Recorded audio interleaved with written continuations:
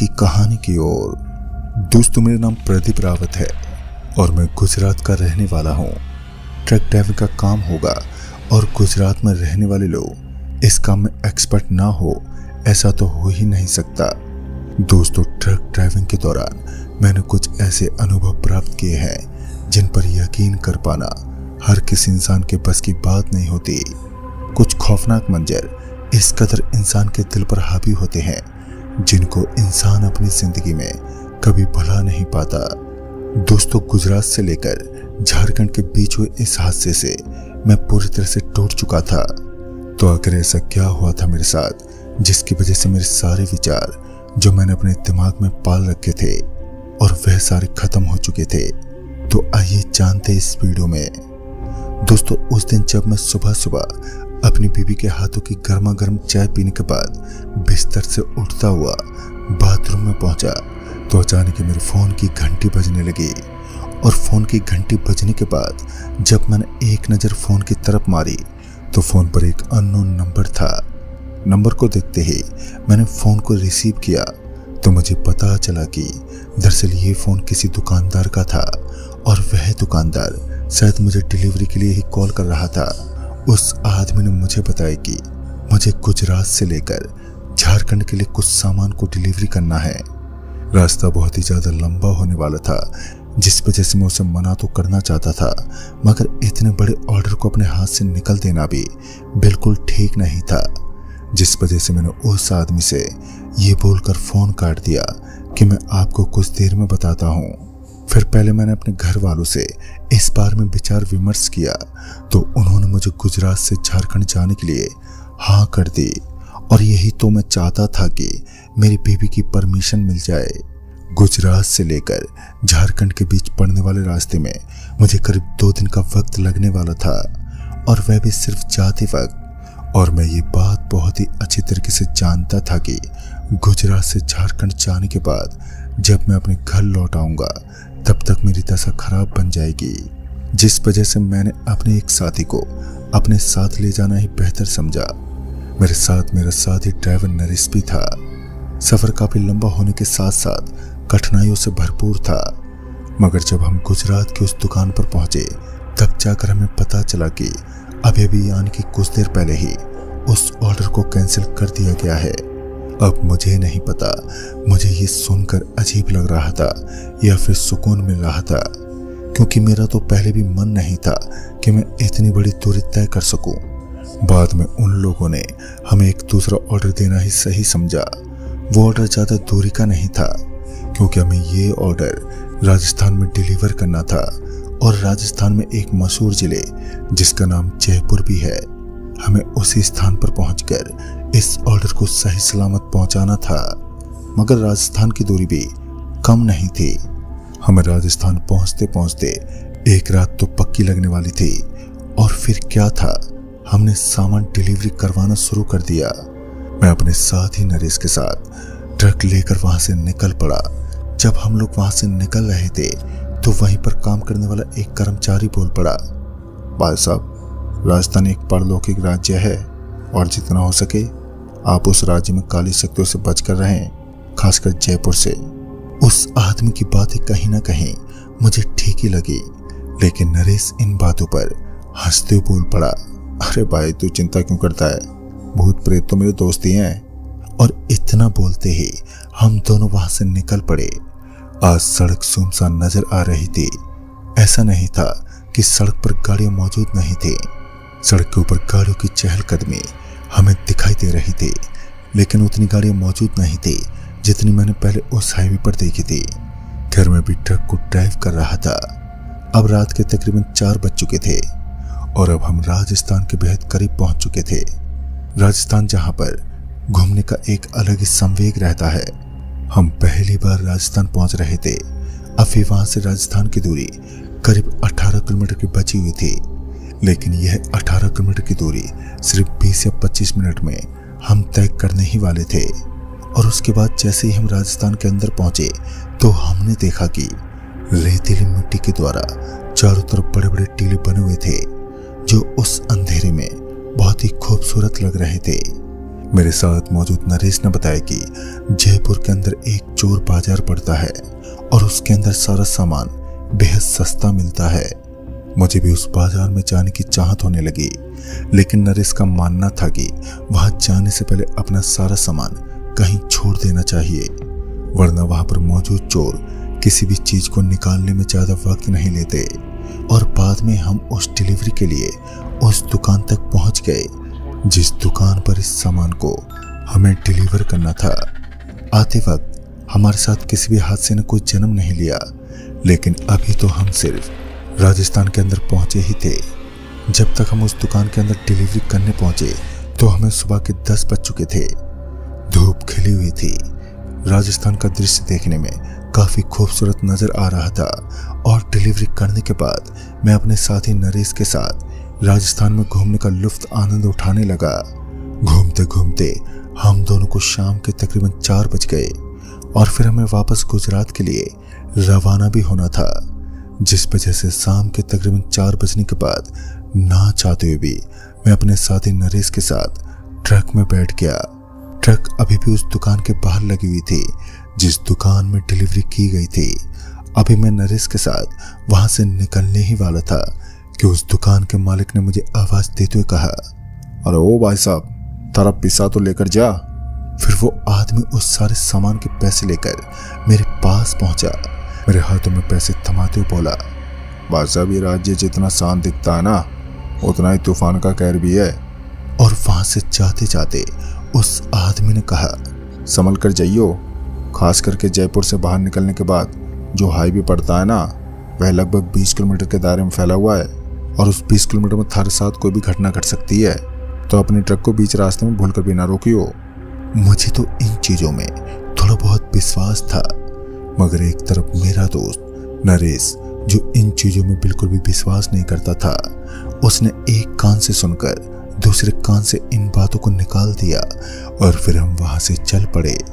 लेकिन आज जयपुर के अंदर ट्रैफिक इतना ज्यादा था कि हमें जयपुर शहर से निकलते निकलते ही लगभग 4 घंटे का वक्त लग गया।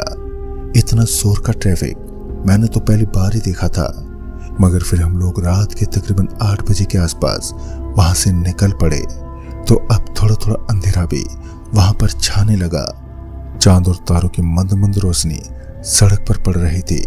अब हमारी ट्रक पूरी रफ्तार के साथ उस हाईवे पर दौड़ने लगी जिस हाईवे के बारे में अनाप शनाप बातें बताई जाती थी। इस बार मेरा दोस्त नरेश ट्रक को ड्राइव कर रहा था और मैं उसके बगल वाली सीट पर बैठा बैठा चारों तरफ के नज़ारे को अमेजिंग करता हुआ राजस्थान का अंधेरा रूप देख रहा था। मैं ट्रक की कांच से बाहर मौजूद नज़ारे को घूर ही रहा था कि मुझे ट्रक से थोड़ी दूर आगे ही एक बड़ी बड़ी मूंछों वाला अंकल नजर आ रहा था जो ट्रक रोकने का इशारा कर रहा था। ट्रक थोड़ी स्पीड में थी, लेकिन बाद में मैंने अपने साथी नरेश को ब्रेक लगाने को कहा और ट्रक रुकने के बाद मैंने उस अंकल से लिफ्ट के बारे में पूछा।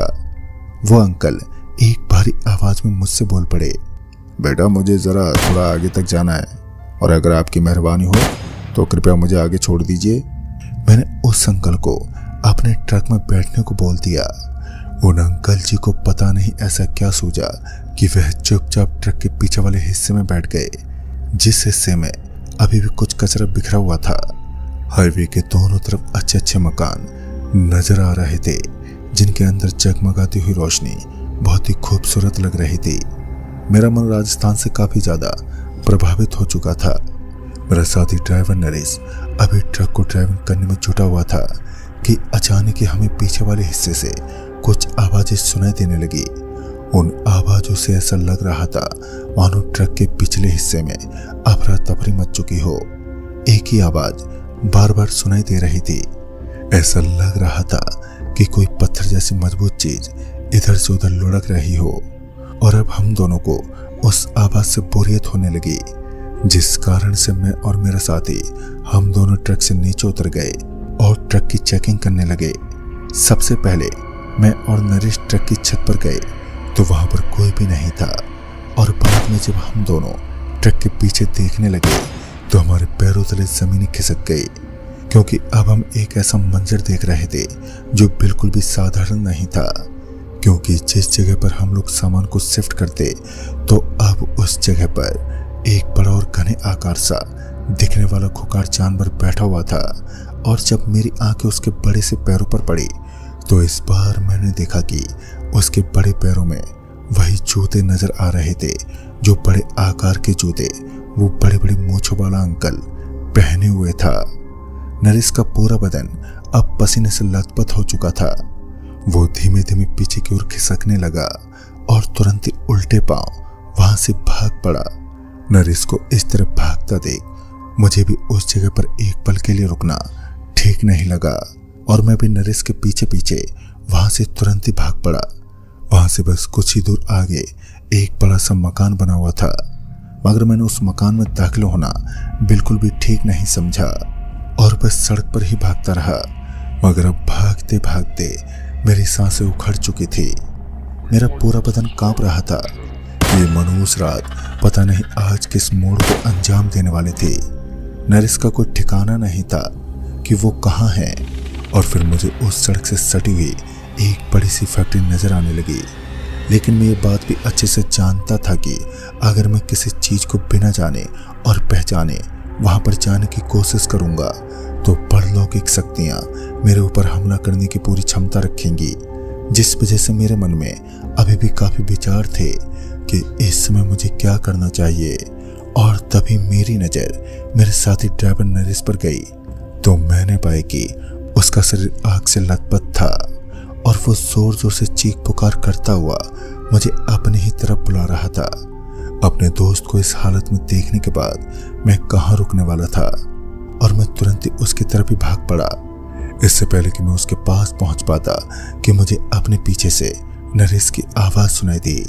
नरेश चिल्लाते हुए मुझे बोल रहा था कि उधर मत जाओ, वह एक प्रेत है। और फिर मैं अपने पीछे पलटा तो पूरा पसीने से लथपथ नरेश मुझे जोर जोर से आवाज दे रहा था। दरअसल नरेश की दूरी मुझसे लगभग 50 मीटर की होगी, जिस कारण मैं ये आसानी से जान गया कि इस जगह पर असली नरेश कौन है। उस वक्त मेरा तो पूरा दिमाग ही घूम चुका था, मगर ये बात भी सोचने लायक थी कि आग से जलने के बावजूद नरेश अभी भी जिंदा कैसे बच गया।